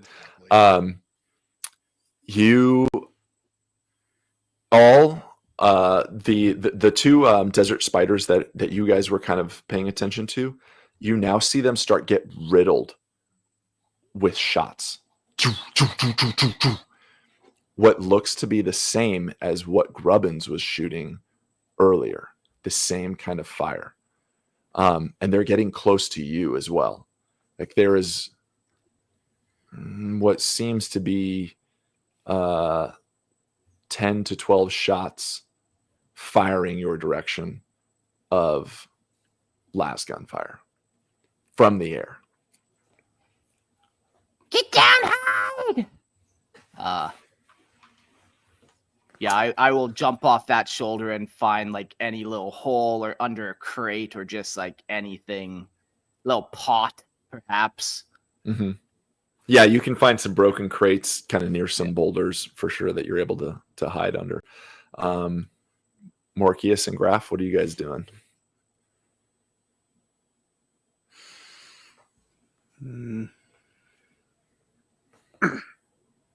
I'm still celebrating the spider kill. I'm so thrilled. Yeah. I see Graf sees Grubbins jump off and try to hide. He just looks around, shrugs, runs towards one of the pits. Okay. Yeah. Morkius, in your celebration, you can see that there's a ship descending upon the camp. Not big. Something small, maybe only a 2-seater. But that could carry cargo in the back. Think of it like medium-sized cockpit and like a bigger butt that has room for storage and stuff. Yeah, he's got the junk in the trunk. And you see lasgun fire coming down from it, just raining down on the encampment. I'm gonna say, give me a speed roll from Graf and Morkius.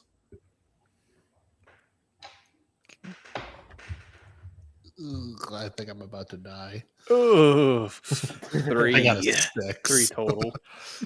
Oh, fuck. Okay. All right. Here we go. For Morkius, you're going to take one of the shots from the lasgun fire, and it's going to do... Okay, what's your armor? 2. Okay, you're going to take 1. Okay, I'm You're dead. going to take 1. Hang on. Okay, Oh, you are not dead. You are... Living on in the spirit of the You are hat. broken. So you are broken. Yeah, you feel this like in your victory. This warm shot just goes right through your shoulder. I'm gonna fall like Optimus Prime did in Revenge of the Fallen. I'm just gonna. Okay. And so you are broken. You're at 0 hit points. Do you have no more favors of Mork or anything? I do have. I guess I could use those. I do have 3 left. So 3? Fuck, man. That's a lot. Jeez, this guy. I guess I just die. I guess I just die. I don't know. I'm not used to surviving. guess I'll die. Guess I'll die. Yeah. I'm like, oh no, what do I do? Yes, I have favor at Mork. I have 3. What can I do with those to save my life? So you can re-roll your speed. You can I think you can make me re-roll my damage. I think I'll re-roll the speed to try to dodge it. Okay. So I'll go down to 2. Wow, the deafening silence Pauses. sounds bad. What is it? Is that 1? 1. Oh my gosh. Even worse. I guess I have to spend another favor of Mork to do it again. I'll give it to you. Yeah. I'll let you do it. It's 14. Okay. Okay. Down to 1 favor of Mork left. Yeah, you start seeing that there's this now more concentrated focus shots upon you guys. You see that the desert spiders that were there have now kind of been pierced through by this lasgun fire, and you're able to kind of dodge away a little bit and start running. I think the hat pulls me away. Give me a direction that you're running. This ship, by the way, is now about 20 feet off of the ground, the area. I want to try to get with I want to squat up with the boys, drop on tilted towers. So I'm going to run towards them. Okay. Graf, you missed your speed check as well, so you're going to take some damage. You're going to have a shot. What's your armor? 3. Okay, you're going to take 1. Solid. I rolled a 4 on that d6, so you're going to take 1 damage. So yet 1's going to go through. I'm going to say it goes through your new leg. Oi! I just got that leg! You don't feel it, but you know it happened. You guys can see that Grubbins has hid, though. Like you are aware of where he is, we'll say. But yeah, you guys are all kind of like running together now towards what? I tried to jump into a pit to get away from the last fire. Okay. Yeah. You jump into one of the scaly sand pits and you sink to your shoulders. And I would say maybe like you can have your hands up top like this a little bit if you want. Like you're holding the ground above you. But yeah, you sink pretty quickly. At this time, you can see that landing gear has come down and is now descending on so there's the clearing of the encampment, and then in its surrounding areas there's kind of like 10 feet tall like plateaus, like little like a little plateau area. This is going to land on that, and you see this green and gray ship with the insignia of the Aquila on there. And you see that there is a lasgun fire happening from what appears to be the cockpit, almost like a turret, kind of. And out the back runs what looks like a Hume with a massive gun. Like he's pretty big for a Hume, and he is just like carrying this beefy weapon, standing almost like eye level. You guys are pretty tall, minus Grubbins, on this plateau, about 30 feet away, and he's going to point this thing at you. Is this a biggie? Let's go with Grubbins. What are you going to do? You see all this happen. Yeah, so he sees this guy land essentially. He's going to look for any fuel tanks or any tanks that look like they would be explosive that have maybe been leaned on like that landing platform. Any barrels or anything. So the platform is just dirt. It's rock formation. It's like a plateau. It's not like a landing area necessarily. You can see that maybe they've used that before. There's nothing around there. What you look though, you can see that like there is one more Hume in the cockpit, and seems to just be paying attention to landing and the controls and all of that. Yeah. They do not notice you. Yeah, so I'm going to start devising a plan to try to work my way closer and get in that cockpit. I feel like I'm just tiny enough to do it. So Grubbin starts looking around. He starts scoping out. I'm going to run from this piece to this piece, and then Grubbin's just going to go here. And yeah, I'm going to try to get to the ship. Cool. Give me speed. Give me a speed check. Oh, natural 20. Fuck. Plus a 3. Wow. Okay. You get there with pristine accuracy. You are jumping off of crates. You are ducking, dodging. You are just beelining it to this cockpit, and there's no way they can see you. This is like the fastest you've ever been. You feel like even the wind may be pushing you a little bit, but my you're cape so is focused. Flapping yes, just that perfect amount. Yep, absolutely. And then I would say Graf and Morkius, you kind of see like this darting shape, like this fabricy shape just make its way to this cockpit. Now, the man with the gun is like lumbering over and is kind of like making his way to swing this big gun over to you and try and kind of like shoot into both of you guys because you're kind of near each other. Captain Graf, your head and shoulders are above the sand. Morkius, you're kind of exposed. But Grubbins, you are at the fucking ship. You can see that it's big enough to maybe hold the three of you guys. There's one pilot in the cockpit. There's definitely the landing gear's down. It has landed. All the lights kind of are shining in this cockpit area. There's one single turret weapon on the front. This is not a military ship in the sense that it is not used for combat. You can tell that it is used for some sort of aerial defense slightly, but more a transport. This is more of like storage transport that needed a weapon on the front. You're there. How do you want to get in? Okay, so you said there's like a drop down door on the back or whatever. You can basically where you saw this guy kind of walk out of. Yeah, there's like a platform that kind of came down. Yeah, so I'm gonna, look around real quick, do whatever orc symbol I need to, and then make a break for inside the or inside that back holding cargo area. Cool. Yeah, you scurry up in there, and then Morkius and Captain Graf, you just see this like silhouette of a grot and cape just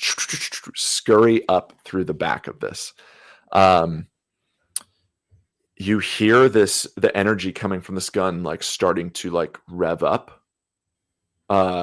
Graph, what are you gonna do? No time like the present. I grab the needle. And then I inject myself in the arm. So faced with certain death, you do drugs. I love it. Absolutely. Slanesh Okay. be praised. Yeah. This ought to help. Yeah. Oh, okay. Okay. D14. Come on. So wait, 16, yes. Oh God, 16. Okay, remind us what this does Okay. then.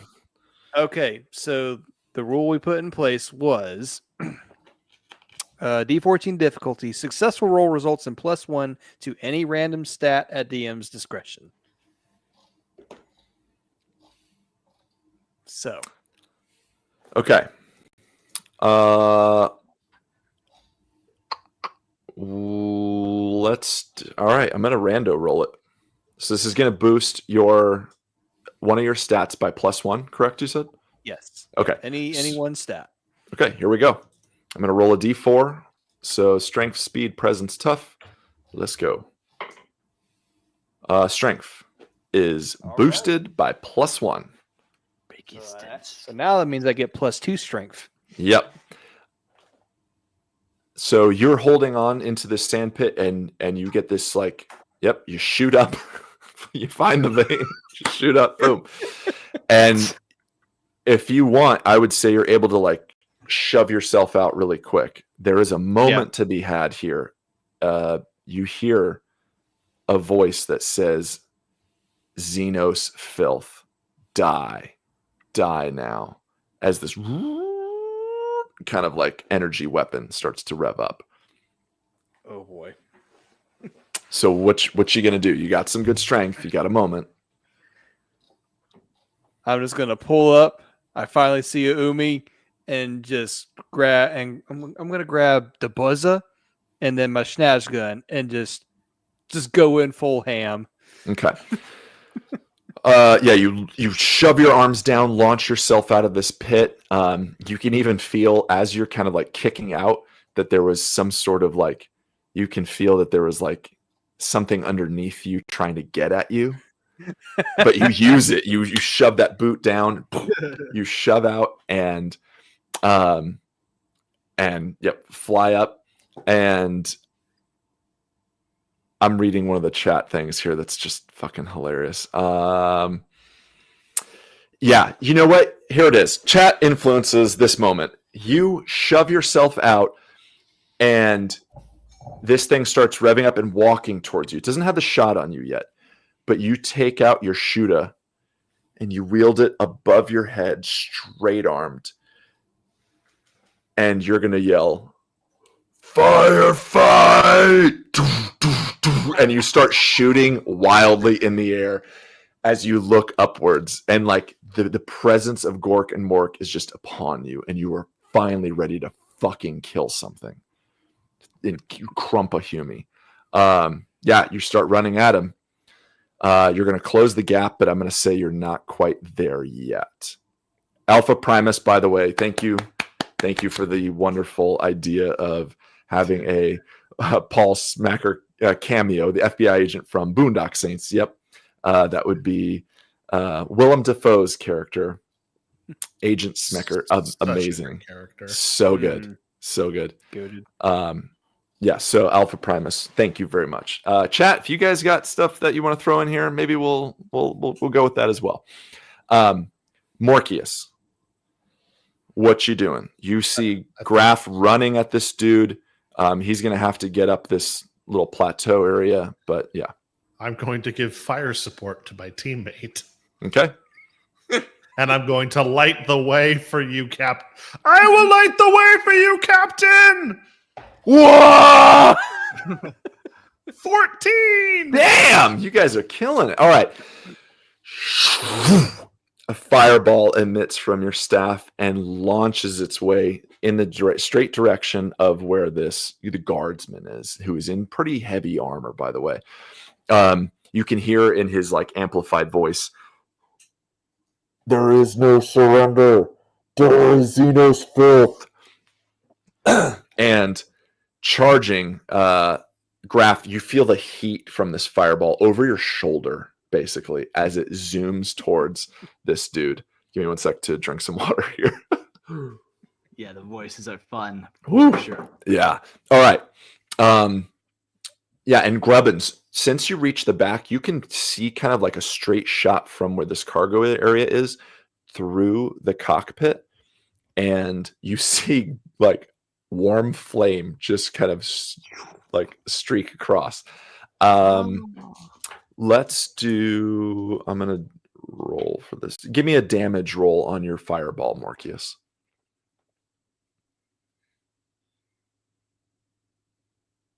We dropping 4s, baby. Okay. We dropping 4s. Okay. He's gonna. All right. He's gonna block 2 of that, so he'll take 2 damage. It hits him and knocks him down. He's not disarmed. He's not engulfed in flame, but boom! It hits him and it knocks him down. There's little singes and smoke coming off of his armor. The las gun on the front of this cockpit is going to fire, though, and it's going to try and fire at Captain Graf. So why don't you roll me a speed check, Graf? Well, it's been nice knowing you, boys. 10. Okay. Yeah, one of these shots is going to hit you. What's your armor? 3. What does your armor do? 3? Mm-hmm. Okay. It's going to blast you for 2 HP. Oh, man. Yeah, you're going to take All right. 2 shots, basically. I'm down to 1 now. Okay, you're still moving. You're still moving, though. Like it knocks you a little bit, but you've got the juice ready to let loose. Grubbins, let's cut to you. So you are in the cargo area, the holding area of this Imperial small transport. Yeah, I know somewhere in here there's a pilot, so I start creeping and I make my way to the front of the ship. And Grubbins is trying so hard not to laugh. He's feeling so maniacal. And I'm going to roll a dice here to see if he laughs to give himself away. Odds, I will laugh. Evens, I will not. I'm just pulling up a dice roll here. Okay. Ooh. Come on. All right. So evens, Ooh. I do not laugh. So I'm able to contain my laughter. And yeah, I'm going to make my way to the pilot and just like gun to the side of his head and blast him. Okay. That's my goal. Is this your las gun that you've kind of retrieved? Yeah. Okay. So yeah, I would say he is so preoccupied with trying to shoot down Captain Graf. And you hear, though, over kind of this comm system, you hear like a stricken. We are uplifting. We are ready for go. We can see you. We will take you where you're. It's your estimated outpost 31. And you can hear that there's some sort of communication, like yes, like receiving some sort of transmission. I'm gonna say.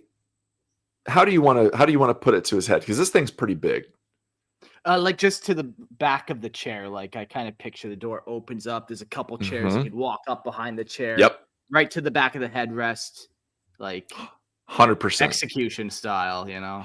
100%. Give me a presence roll. And this is only going to, because you were able to sneak up and ready the shot, I'm going to need like an 8. And I rolled an 11. Yeah. Boom. Shot goes off, shoots through the cockpit. Morkius and Captain Graf, you see just this like this light get emitted, and any firing that was happening on Captain Graf just ceases. Ceases completely. And you hear the laughter of Grubbins coming from inside the cockpit. Uncontainable howling. Yep. Let's go to Captain Graf here. You're charging or closing the gap. I would say you're able to get this guardsman. All right. I wind up the buzzer. Oh, okay. Yeah. So he's kind of like his boots are eye level with you, or like where he is. He's laid down because he got knocked down. He's starting to get up, but you're able to kind of like swing an arm up top if you wanted, or try and jump up. I'm going to try and jump up. Okay. Yeah. Give me strength. All right. And with that +2. So 17 total. Cool. You jump up. Are you going to hack him with the buzzer? Absolutely. Give me another strength, please.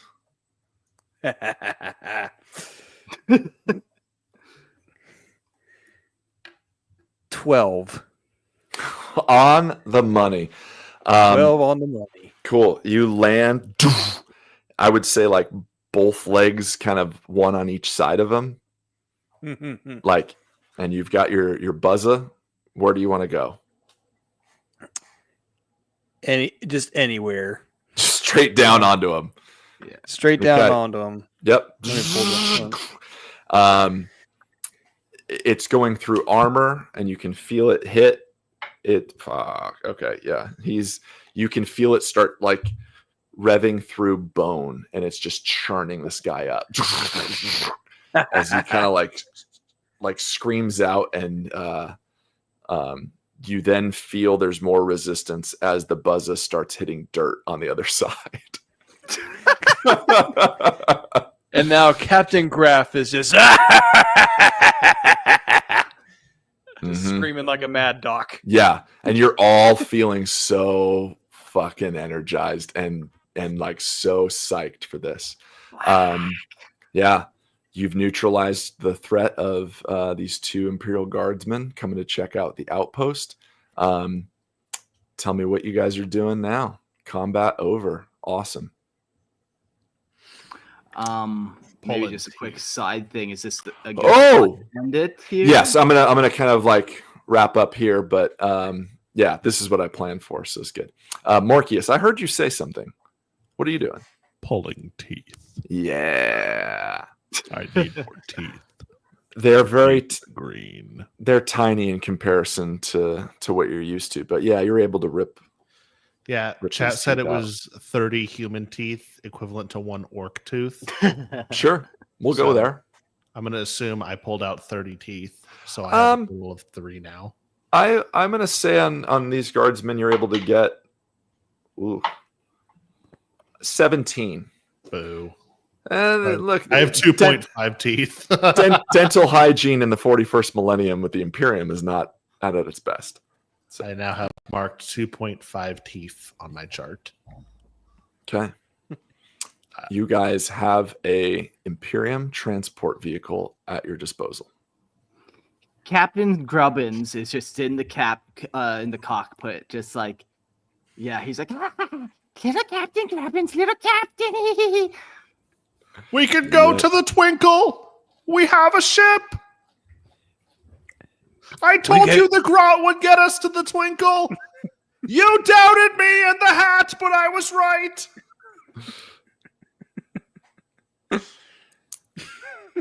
All right. So I would assume you guys are kind of all now in the back of this ship area. You see Grubbins maybe like starting to drag the body of this guardsman out of the cockpit. Sure.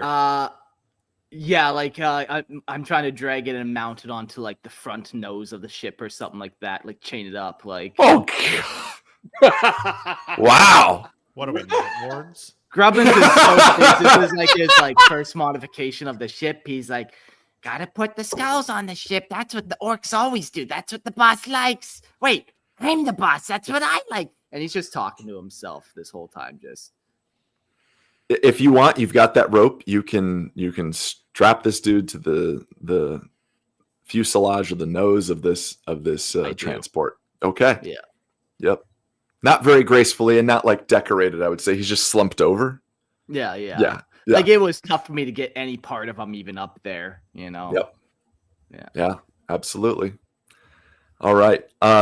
In the cockpit, you continue to hear that comms, and you hear key phrases. You hear the phrase. It's still very kind of like staticky, but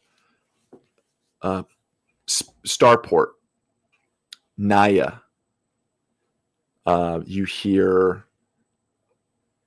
report in. You hear command quarters. You hear the phrase rogue trader.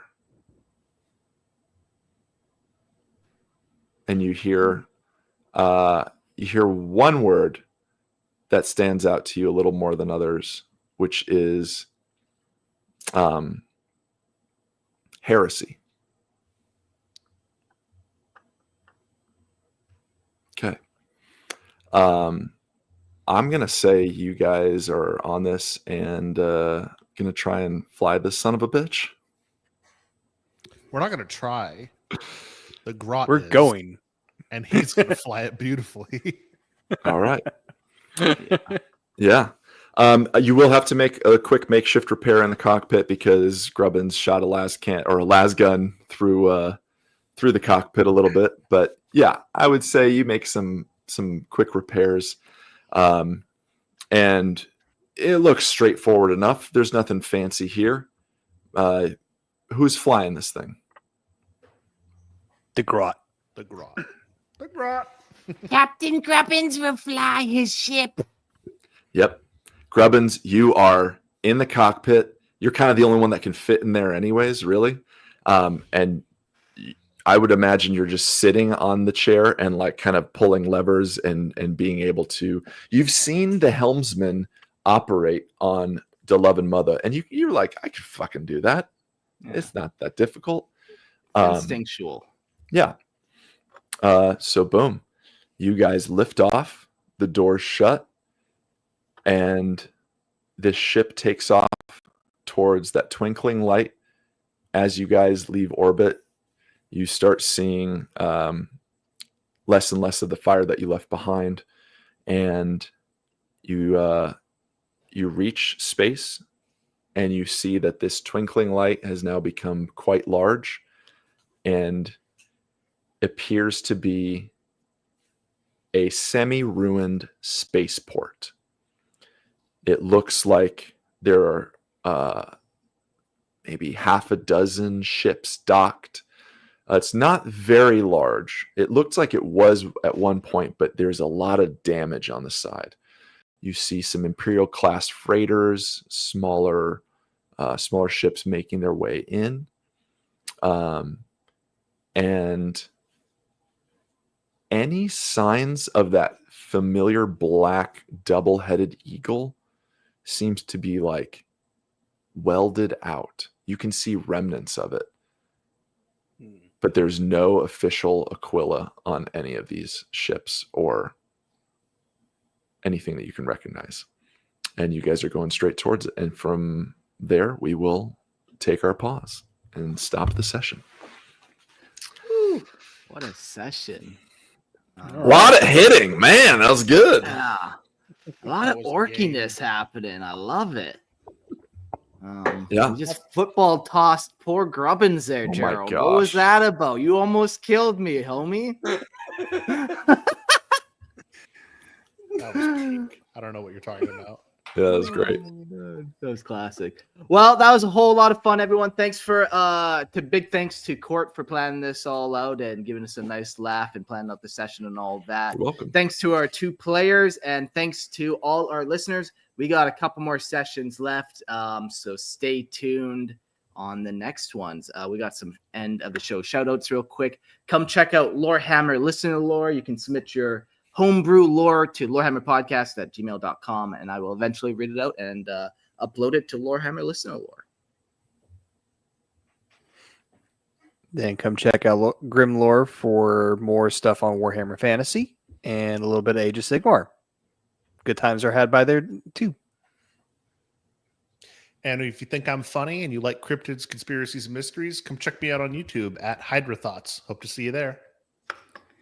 I've got nothing to plug, but like I'm getting back into skydiving. I'm gonna go get current again in a couple weeks. So if you guys are in Arizona and want to do some skydiving or the wind tunnel with me, get at me. Let's do that.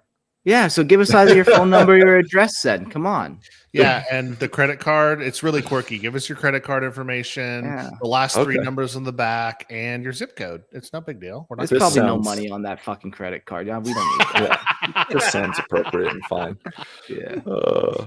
Well, thank you. Thank you to the listeners too. Thank you guys, and thanks to the chat. Like all you guys, really appreciate it and all the support. So this is super fun. Yeah, we definitely got a couple more ahead. Nice. And one for the road.